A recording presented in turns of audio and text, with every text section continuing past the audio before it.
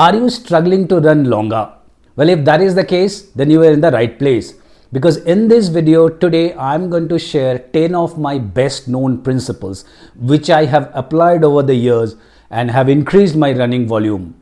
And I'm sure that this is going to help you as well to increase your running mileage. Stick around and watch this video till the end. And I'm sure by applying these principles, you can not only run longer, you can become a stronger runner and a faster runner as well. But before we can jump into those principles, let us first understand what generally stops us from running longer.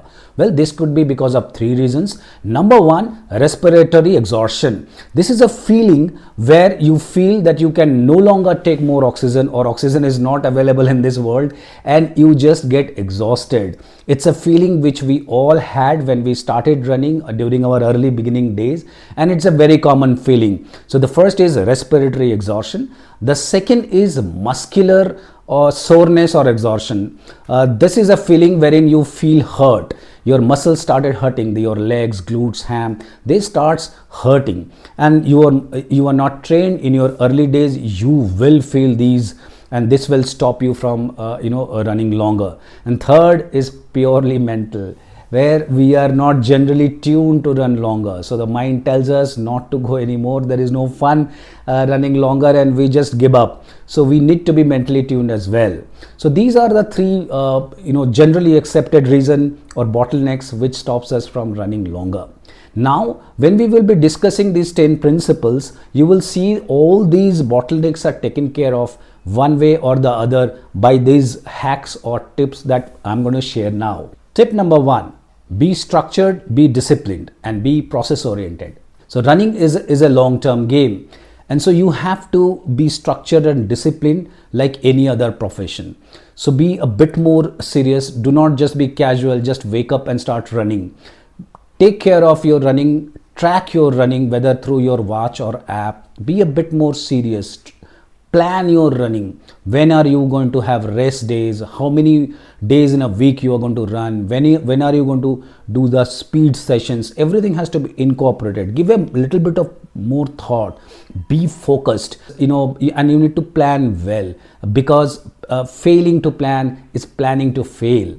So tip number one is be disciplined, be structured. Tip number two, the most important, build your aerobic base first. It's going to take a bit of time for me to explain to you this. So let me spend some time on this. So let us understand what happens when we run. What are my energy systems? So there are two energy pathways, aerobic and anaerobic.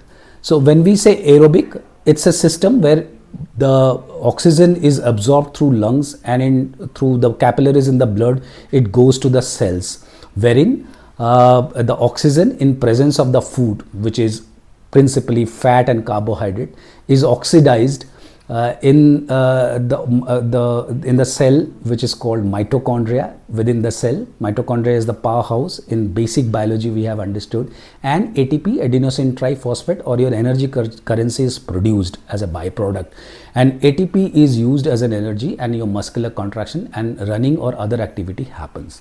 Now, in what proportion we burn fat or carbohydrate decides whether you are following the aerobic pathway or the anaerobic pathway. Aerobic, as I've said, it means with oxygen. So with oxygen, fat gets burned, and without oxygen, carbohydrate gets burned. Now fat with oxygen can burn at a lower intensity. When I say intensity, I'll come back to that part a bit later. So at a lower intensity, the fat is oxidized in mitochondria and ATP is produced more and more, and fat is an abundant fuel in the body. In contrast to that, carbohydrate is principally burned at a higher intensity when you are doing sprint running, where you are running faster than at a desired intensity. Understand what is intensity. Intensity is measured basically by heart rate. So and we have different zones at which different activity happens. And I have explained this in a training talk, and you can see how you can calculate your all the zones in this video link that I am putting it above.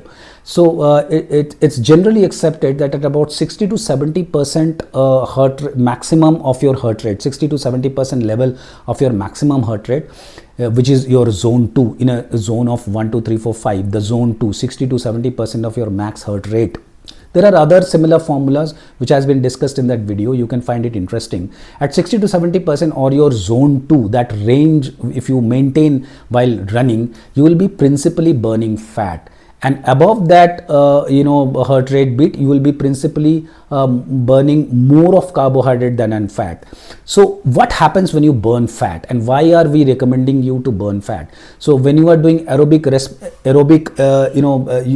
you are running aerobically, what happens is that you are burning fat. You are under that zone, which is principally zone 2, 60 to 70% of your heart rate max.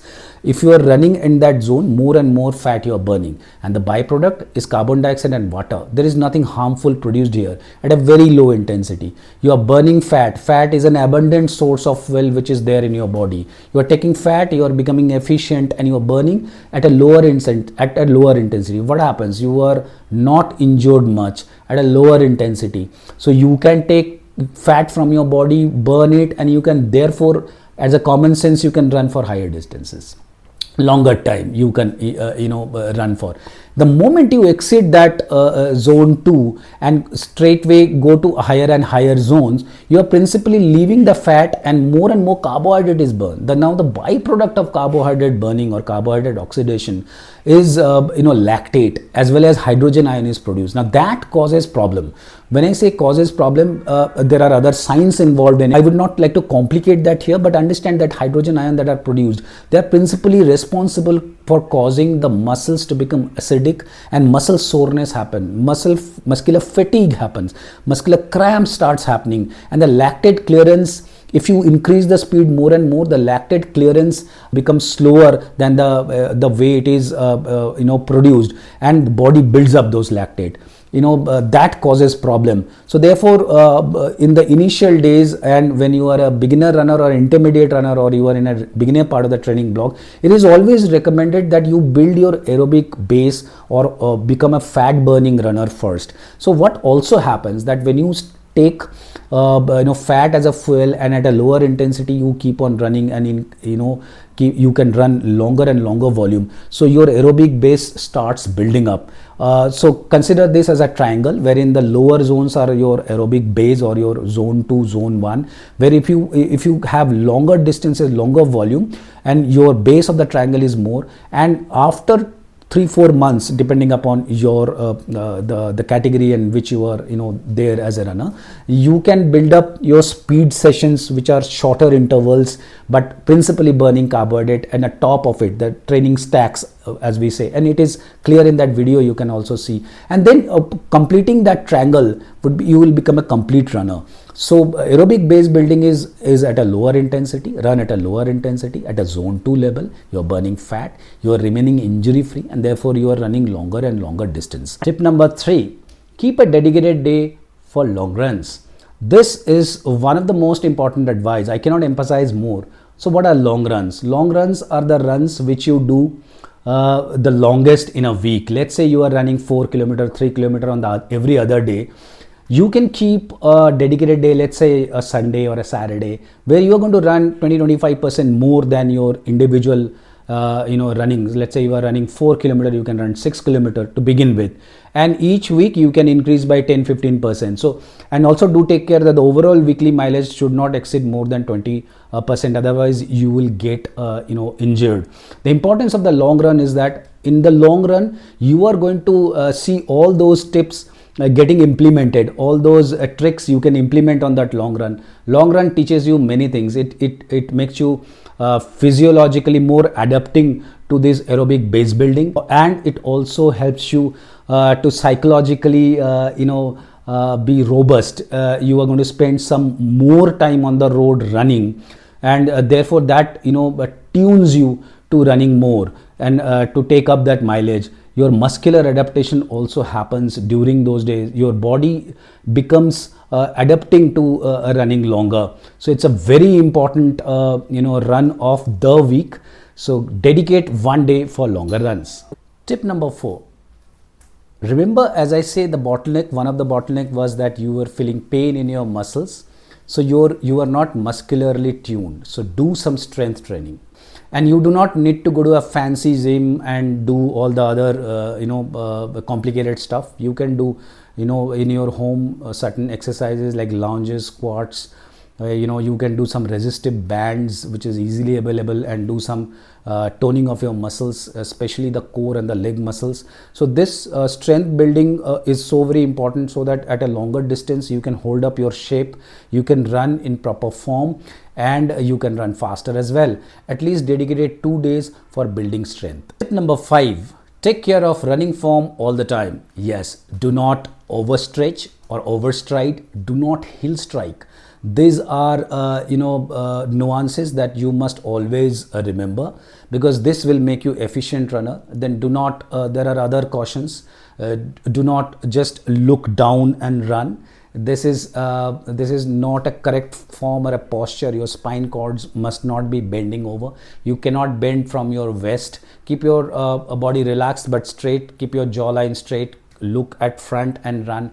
Keep your hand swing rhythmic, not overdoing it, but at the same time keep it rhythmic and keep it as close as possible to your shoulder, and that will make you more efficient as a running instrument, and you can be more dynamic, and therefore your running economy or efficiency is also maintained. That becomes key for running longer distance. So you become efficient and you can therefore run for longer distance.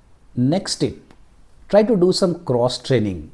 Cross training meaning doing swimming or biking or other eccentric activity which does not put a strain on your running muscles directly. So doing swimming or biking will not only relax your running muscles a bit, but you can do that same aerobic activity even in bike without hurting your knees or your other muscles, and at the same time it will also save you from the boredom of running, if I can say so. Number 7, one of the most important tips, rest, recovery and sleep. Rest and recovery is also training.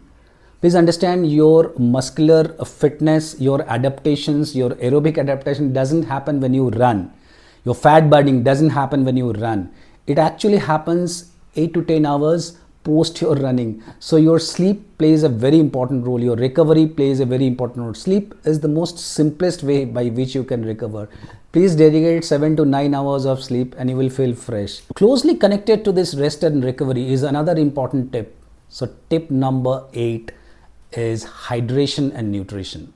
Hydration not only during run but throughout the day. So when I say hydration, it will include having enough water, fluid and also electrolyte. Now the electrolyte balance is so very important, so that you do not end up doing muscular cramps while during the running and even after that. If you are not well hydrated, muscular cramp is bound to happen and your heart rate is also going to increase, especially if you are training for fat adaptation or zone 2 running. You have a lot of fluid because in absence of fluid and water, your blood is going to be thick and your heart has to pump more. Your heart rate is going to increase. So for all runners who are trying to train for longer running or otherwise, try to stay hydrated throughout the day. Similarly, when we say nutrition not only during running, nutrition also throughout the day, so that all your macros, that is fat, carbohydrate and proteins, try to take it in a balanced manner. And during running, you can also take, if you have started running more than 1.5 hours, more than 90 minutes, you should take some energy gel with you, and you should also take electrolyte drinks to sip on at regular interval. Number 9, warm up, cool down and stretching. Yes, I do not know why I have kept it at number 9, but it is a very important aspect of all form of training. Whichever stage you are a runner, proper warm up and proper cool down are so very important. So before running, do a dynamic warm up sessions. I have put a link of dynamic drills in this link is there in the video, which I have formed a dynamic drill video, which you can watch it from there. You can do some muscle, this will activate your muscles even before you start running, so that your heart rate is also there is no shock to the heart rate when you suddenly start running. Similarly, post the run, you need to cool down, you need to do some static stretches now. So remember, in the warm up, no static stretches, dynamic stretches and drills. And after the running, you can do static stretches where you can do a stretch and hold it for 10 seconds, 15 seconds. And I'll make a video on the cool down and stretches after the run, very short. Last but not the least, these are the tips for mind control. Yes, in the beginning we said that one of the bottlenecks for running is we are not mentally tuned. So you can do certain things which I used to do when I was building up, and you will feel that you can run longer without much trouble. So in this there are certain recommendations that I'm giving. Number one recommendation is that though nowadays I do not personally like, but you can put on earphones and start listening to some podcast which are kind of for the duration that you are planning to run. For example, if you are going to run for 45 minutes, put a podcast which is there for 45 minutes and you can run. I will not like to recommend listening to song there, purely personal, but I have felt that when I put songs and higher beats, I tend to lose concentration and tend to go up from zone 2 to zone 3, zone 4. So podcast release are interesting of your own subject. You can put a podcast of that duration and you determine to listen to the entire podcast and finish the run, and you will see eventually you have run for long. Another smart recommendation is that always run by time, not by distance. When you start keeping distance as your milestone, you are putting unnecessarily pressure on your body mind.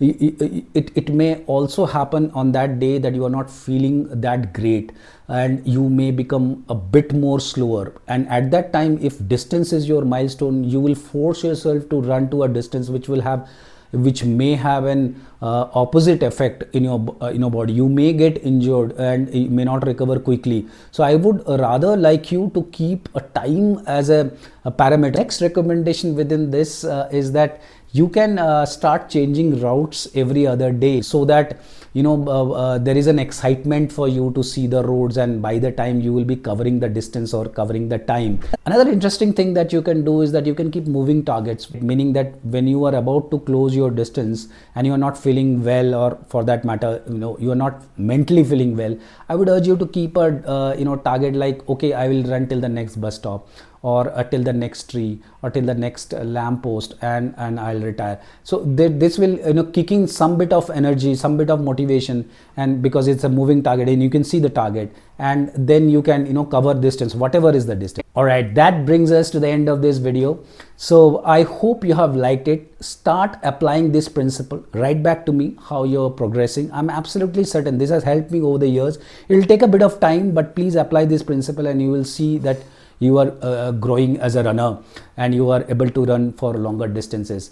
If you are liking the intent and content of this channel, please support me. Please subscribe, share it with all your fellow runners, and comment and comment what else would you like to see, and I'll try to make videos on it, and get connected with me in my running journeys. There are very interesting subject on which I'm going to make videos, and keep the faith. Until next time, run easy, race hard.